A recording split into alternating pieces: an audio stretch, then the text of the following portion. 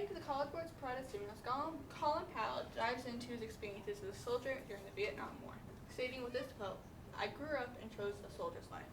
I lost close friends in the war. Later, I commanded young men and women who went willingly into harm's way for our country, some never to return." While it was a tremendous sacrifice on his part as well as the men and women he served with, this is exactly as he stated, a choice. A choice that many people do not have when war comes knocking onto their doorstep, as they are forced to fight or have to deal with the consequences of others' actions. As shown in these two images following the destruction of World War II, this city in Germany was completely destroyed, bombed out, and through the rubble. Once the World War II had ended, people were forced to sort through their belongings, trying to find anything that they could use in order to recover their life. This is massively different than the parade in New York City following the conclusion, as people shouted and danced in the streets, having parades full of many soldiers coming home from war. This is a celebration that many people in the European cities did not have, as they were forced to have to create a new life. Good morning, my name is Violet Fisher, and today I'll be diving into the topic of World War II immigration. For my research question, I dove into the question of how does an increase in immigration into the United States following the conclusion of World War II benefit the American economy in the decades which followed. Throughout my research, I found the primary points to assist my question were the bringing in of new workers, bringing in of new innovative ideas, and creating a boost to tourism which assisted the economy greatly. To begin with, the increase in workers helped to assist the economy as it met with the increasing labor demands from the wartime ending in the United States. Many of the businesses and factories focused primarily on the creation of wartime weapons as well as things to send to their soldiers. Following the conclusion of the war, they had to switch into peacetime operations where they built items directly to send to the consumers. Immigrants filled these jobs that were generally unrespected and considered to be not relevant in the American lives, which many American men and women avoided. This included jobs in agriculture, service, as well as other fields. According to a dissertation from these prospective students, nearly 15% of immigrants were working in service fields.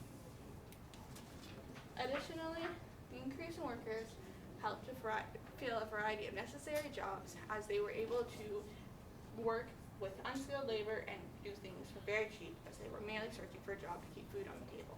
This is demonstrated by this example in the Ford assembly lines, as many people were able to work for very low wages, doing very little, and with many hands making light work.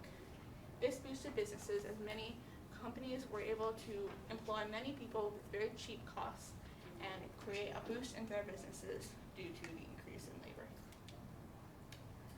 New ideas were also brought by immigrants as they were able to bring inside information about consumers at their home countries and what particularly they wanted and searched for in products.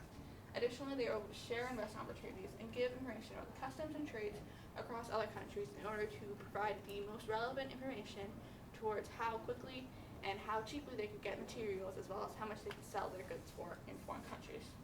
This information was given to me by an annual review of political science by these two professors in the University of Virginia and University of California, respectively. Additionally, they brought in new businesses and small businesses as they entered the United States, creating different groups and cultures within the United States in order to keep money coming.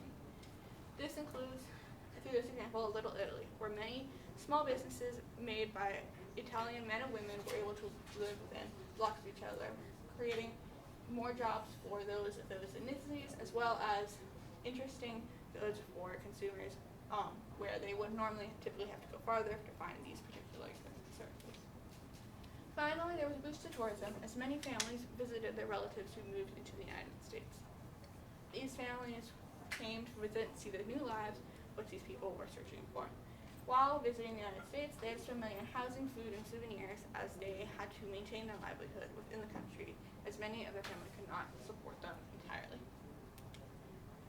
Additionally, immigrants brought their own tourist attraction as they shared a variety of cultures into the United States, including tourist attractions such as the goods and services that they provided, including a painting of Frida Kahlo's self-portrait with loose hair sold at Christie's for $1.6 million, and the college provided stimulus, Trinidad and Trinidad. This created a massive amount of money and boost for American citizens as they were able to work at these attractions, as well as drawing in more tourists from domestic cities within the United States as they searched for exciting new places to visit. In conclusion, the positive effect on the economy still affects the United States to this day, as it has greatly been caused and attributed to the powerful position that the country is presently in, and where it's in a position to assist other countries during their times of need, as well as provide the United States in a powerful position within its own country. However, there were some negative implications as the increase in citizens and immigrants coming into the country created more competitive living as prices of housing, as well as a decrease in jobs available, as many people were readily available to fill them at any given moment. Additionally, this particularly created distrust as many people felt that immigrants were coming in and taking jobs that were rightfully American citizens. This, while not true, created massive amounts of distrust and created hate crimes across certain particular ethnicities and groups. This included in this image where, following the day after the bombing of Pearl Harbor, where a Japanese storefront proudly said that they are an American, as many Japanese citizens were being oppressed and often being attacked in violent means. While they were trying to make those ends meet, they were still being attacked for people for action that was not theirs. However, all these objectives still assisted the great increase in the economy regardless of what people thought. Thank you.